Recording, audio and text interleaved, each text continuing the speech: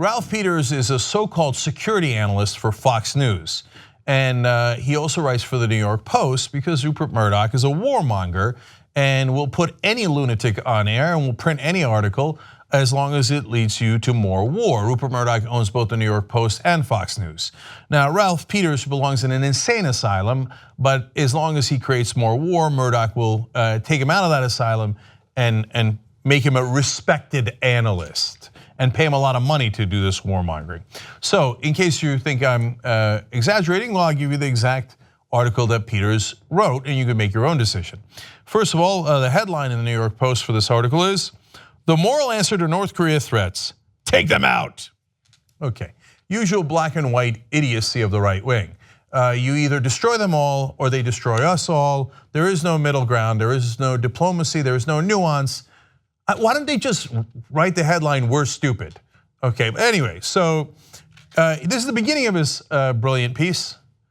Listen to this, quote, "Better a million dead North Koreans than 1,000 dead Americans." Now, first of all, that's a false paradigm. There's no scenario or hypothetical where, okay, either we're gonna lose 1,000 Americans or a million North Koreans, we gotta make up our mind. In reality, if we start a war, we are likely to lose a million North Koreans and a million South Koreans and a lot of Japanese. Those are supposed to be our allies. He never mentions them. He never mentions that all those South Koreans and Japanese people are very likely to die with just conventional weapons, let alone atomic weapons, if we start a war with North Korea, because who cares? What are they, human? They're not Americans, I don't care about them. Well, you're gonna hear for yourself in exact quotes from him.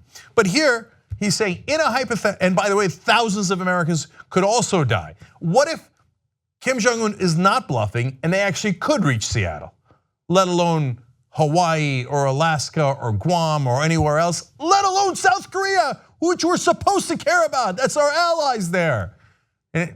Well, we had to start the war, there's nothing we could do. Now, you're saying so far, he's saying, well, Cenk, did he say we're gonna start the war? Great, hold on. The fundamental reason our government, this is a quote, the fundamental reason our government exists is to protect our people and our territory. Everything else is a grace note. Look at this monster. He just talked about killing a million North Koreans who are basically living in a police state right now. A lot of them are in concentration camps. They didn't ask for it. It's their dictator that's keeping them down. And he's like, well, a million dead Koreans. It's a grace note. They're unreal, man. He said, we should do something. This is again direct quotes. We should do something. Pyongyang's Sunday test of a hydrogen bomb of devastating power begs for decisive action. Must we wait until Americans die? This is the usual, we don't want the evidence to be in the form of a mushroom cloud. It's what Condoleezza Rice said before we attacked Iraq. How did that turn out for us? Oh, right, with thousands of dead Americans in a war we started and didn't need to start, let alone hundreds of thousands of dead Iraqi civilians. But are they really human? Do they really count? But the warmongers always say, don't wait, you gotta act first. Here's more quotes to make it perfectly clear. Quote, a preemptive strike against Kim Jong Un's nuclear and ballistic missile programs would be a terrible thing, demanding a vast military effort if done properly and leaving broad destruction in its wake. But that terrible option increasingly appears to be the least bad option. The question is whether we'll delay action until it's too late to save American lives. In other words, go right now. Don't wait for diplomacy or economic sanctions to work or negotiate with the Chinese and the Russians to put pressure on the North Koreans. Bomb, bomb, bomb, bomb. And it's the usual thing of like, oh God, it's such a shame we'll have to nuke them. I wish we didn't have to and kill millions of innocent people, but I guess it's the least bad option. It's the last. No, it's not the least bad option. I could name you 1,000 least bad options than using nuclear weapons on innocent civilians. And he's like Stalin, thinking a million people sounds like a statistic. It doesn't sound like real people. Understand when we drop a nuclear bomb, babies get incinerated. Grandmothers get burned alive. When ISIS chops off heads or burns people alive, we are rightfully outraged. We would burn a million innocent civilians alive with this plan. And that's he's not saying that's even a bad case scenario. He's like, oh yeah, that's a million North Koreans, who cares? I am theoretically saving American lives with a war I'm starting, which will in reality cost American lives. He says, we do not want war. That much could not be more obvious. No, the whole point of this article is to say, let's go to war. It's obvious in the opposite direction. It's this typical, I don't want to name his name, but hey, I don't want to do this, but they made me do it. The North Koreans are so bad that I had to. Well, what could we do? Golly gee, we had to nuke them. Did I say nuke them? I said war was a bad option. He said, but we cannot sacrifice American lives to shield the consciences of intellectual elites who, from protected positions of immense privilege, insist that all human life is precious, not just our, quote, deplorable American lives. Break that down.